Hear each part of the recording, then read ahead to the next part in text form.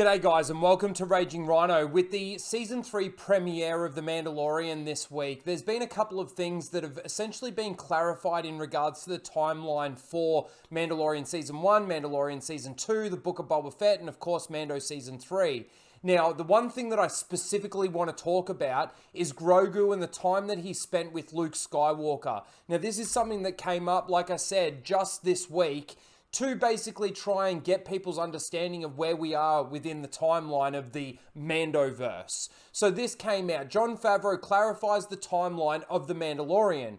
Seasons 1 and 2 take place over many years. Now, first of all, with that point, over many years, really? It certainly didn't seem like it was over many years. It maybe took place over maybe like a year or something like that, but it definitely wasn't many years. And Grogu was with Luke for 2 years before being reunited with Din Djarin.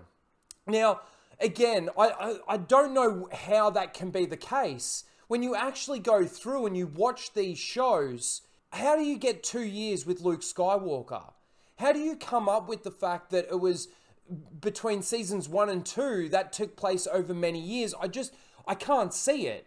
I can't see that being what we saw when we watched it. And it certainly wasn't clarified when we watched it to the point where, why do they have to tell us that this is the case? Shouldn't we actually be able to determine that from what we're actually watching? It doesn't really make any sense to me. So I've got a couple of videos here that we can take a look at. This is the first one here, and this could almost be a nomination for Seal of the Week. Jon did say Baby Yoda trained with Sky Guy Jr. for 2 years in universe. It's so chaotic, I love it. Let's just take a listen to what Jon Favreau has to say here. And then we know that he's been rescued and spent many years with the Mandalorian, went back with Luke. Now we've been 2 years apart from him there training. And then we know that... So that first bit, let's just listen to that again. And then we know that he's been rescued and spent many years with the Mandalorian. So we know that he's been rescued and spent many years with the Mandalorian. And this is where it's coming from in regards to the fact that seasons 1 and 2 took place over many years. Again, instead of showing us, they've now got to tell us, and this has created confusion. A massive amount of confusion. At least in my eyes, it certainly has. And then, of course, the second part of the statement. Went back with Luke. Now we've been 2 years apart from him there. 2 years apart from him there.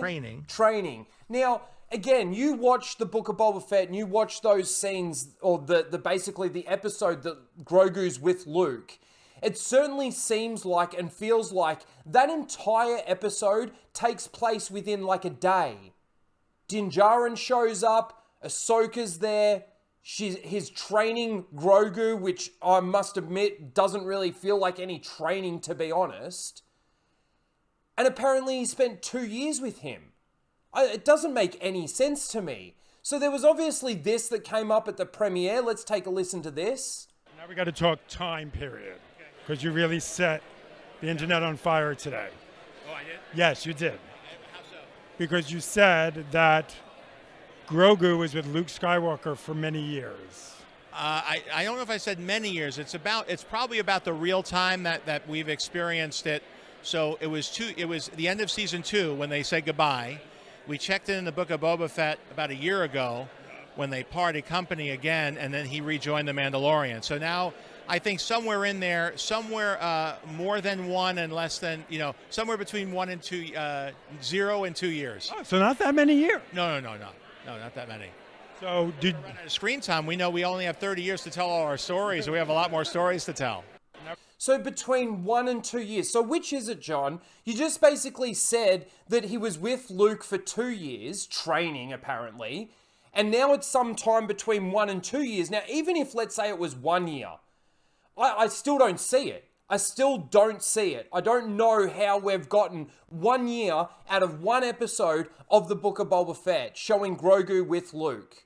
I just don't see it. I don't understand how that can actually be the case. It really doesn't make sense. And he's trying to use the fact that these are where the seasons took place in real time, in reality, and that's what we've actually chopped out and said that this is where we are. So he spent 2 years, because Mando season 1 and 2 was over 2 years. So he spent many years with Din Djarin. Well, Din Djarin was looking for... This is the other thing too that I think about. Somebody mentioned it today in a tweet. It's like, so basically between the end of Mando season 2, when Mando lost the Razor Crest, for 2 years, he was using public transport because he didn't get his new ship until the Book of Boba Fett, when basically he's reunited with Grogu. So if Grogu spent 2 years with Luke, that means Din Djarin didn't have a ship for 2 years. That's just one of many problems that this actually creates. We've also got this video, which is, again, Pedro Pascal trying to explain this away in regards to how we fix the timeline. Try and explain it to the audience, because we can't show them on the screen. Let's explain it to them. When did you know Grogu was coming back? Did you know when you were filming season 2 saying goodbye to Grogu? I remember having a conversation with Jon Favreau and Dave Filoni, and they told me that they had this brilliant plan of making the Book of Boba Fett, and that it would be the perfect bridge between season 2 and season 3. And sorry, somebody was cursing on the carpet in the background. He gets I was distracted. like, that's not very Disney. And basically they end up, being spontaneously reunited in the middle of this huge action sequence at the end of the season of the Book of Boba Fett, which takes us into season 3. And so there you have it. Now we get to watch more chapters, more adventures, and more parent-child dynamics. Yeah, parent-child dynamics, more babysitters in space. So he really says a whole bunch of nothing there. He gets distracted by somebody fucking swearing on the red carpet or something, mentioning that it's not very Disney. Who fucking cares about that? But anyway, it's basically the fact that Jon Favreau came out, apparently broke the internet with this announcement that he spent 2 years with Luke. And no wonder it fucking broke the internet, because nobody ever thought that. It almost seemed so like the next day. It's like episodes are taking place. There have never been massive time jumps from season 1 to season 2 of The Mandalorian, into the Book of Boba Fett, and then into season 3 of The Mandalorian. It certainly doesn't feel like or seem like there are any time jumps whatsoever. So I think Mauler here articulates it the best and articulates it perfectly. Grogu taken by Skinwalker Luke in finale. That's obviously season 2 of The Mandalorian, the finale. Boba takes Jabba's throne in post-credit scene. Boba is immediately challenged and calls on Djarin's help days/weeks into his rule. Grogu turns up in final battle to assist. How did you manage to fit 2 years in there, John? Like, it doesn't add up. It just doesn't make sense. And this is them explaining it, not showing it. If they hadn't have said anything, right, everybody would still be thinking right now that it's literally like between Mando season 1 and Mando season 3, where we're up to right now, is like within a year. Now, of course, you could say Navarro. Look at Navarro. It's been built up. Look at what it was in season 1. Look at what it is now in season 3. It's massively built. They couldn't do that within a year. Well, really, they probably could in the Star Wars universe.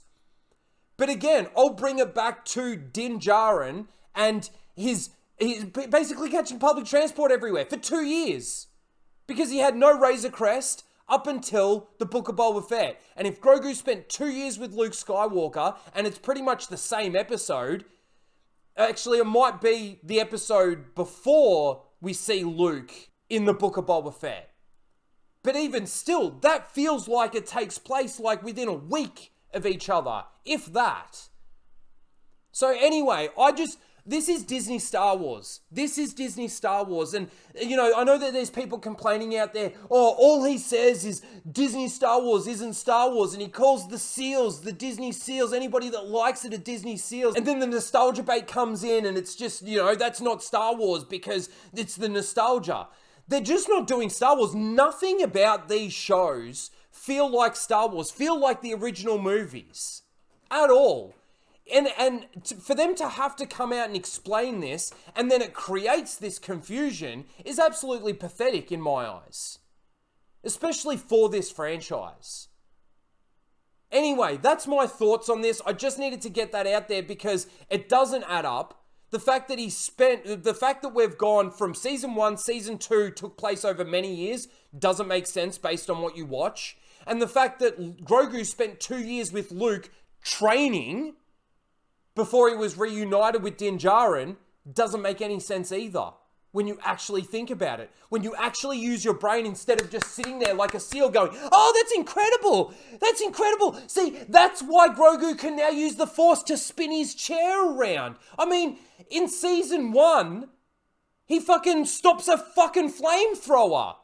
He doesn't need training. Just like Rey. Oh, but Rhino, he had training in the temple for 20, 30, 40, 50 years. Who knows how long he was in the temple for.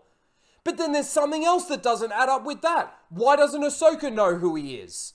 Why is it that in Mando season 2, she's like, oh, his name is Grogu and he was in the temple. He just told me this telepathically. Wouldn't she know who he is? She was in the temple the same time he was. There's so much about Disney Star Wars, about The Mandalorian, that doesn't make sense. And the hype out there for this is pathetic because people just turn their brains off and think that it's just incredible. I had one person in my comments on my review say, oh, it's just not action-packed enough for him. What do you mean? They had a fucking battle in the opening scene with a fucking dinosaur that went for 10 minutes. We had a battle with space pirates with the leader like the leader of the villain from Galaxy Quest. And it's just... It was action-packed enough in that one episode. How long? Was it a year? Was episode 1 took place over a year? I mean, he went to 3 different planets. How long was the time? How long was the travel time in hyperspace between that? Oh, that's right. No, it's teleportation. He goes from Navarro to the planet that Bo-Katan's on in a split second. No travel time whatsoever. We're just there. So how much time takes place in there? Is that 6 months? Is that a month? Is that a year? Is that 2 years? Who fucking knows anymore? It doesn't make any sense. The only reason why we saw any hyperspace travel in that first season was between the planet that all the Mandalorians were on after he kills the dinosaur and Navarro. And that's so that they could give you the nostalgia bait of space whales, which is another stupid Disney invention. It's absolutely pathetic. Absolutely pathetic. Disney Star Wars isn't Star Wars. I don't care what anyone fucking says. People are like, Ronno, why are you watching it then? Because I'm here to point out how fucking shit Star Wars has become. And if that changes your mind, or you get offended by that, or you get pissed off by that, well, that's on you.